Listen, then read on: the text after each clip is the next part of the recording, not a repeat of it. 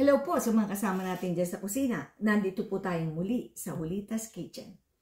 Ang gagawin po natin ngayon ay ang gourmet Spanish bangus sardines. Nasanay po tayo na ang isdang ginagamit natin ay ang sardines. Pero dito po, gagamit tayo ng bangus.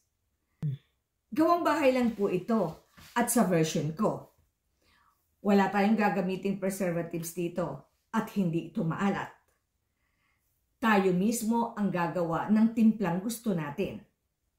O siya, umpisahan na natin. Okay, ready natin ang ingredient.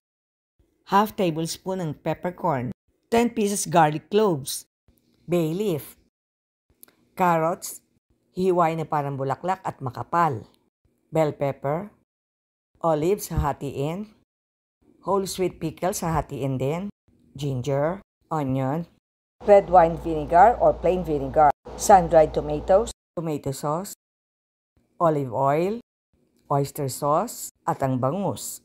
Hihiwain ng ganito kakapal, lilinisin, at ang ulo hindi ko isasama. Pero pwede pa ito sa ibang lutuin. Kailangan linis na linis. Tapos ibababad natin sa tubig na may asin for 30 minutes. Gawa naman tayo ng mixture ng red wine vinegar at oyster sauce.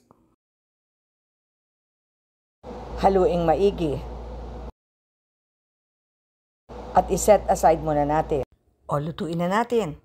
Alisin na ang tubig na may asin. Hugasang maigi. Ilalatag na ang carrot sa pressure cooker. Ilalagay na ang kalahati ng mga ingredients.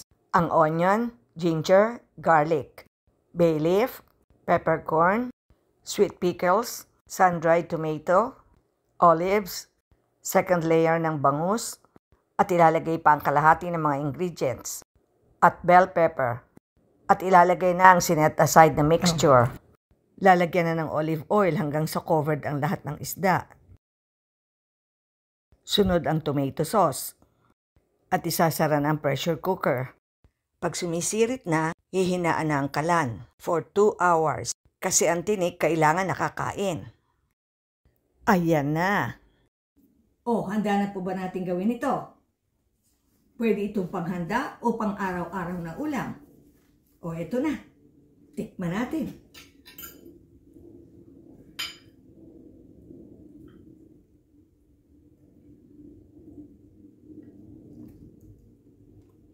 Nako, napakasarap po. Pati tinik makakain natin. Hanggang sa muli po.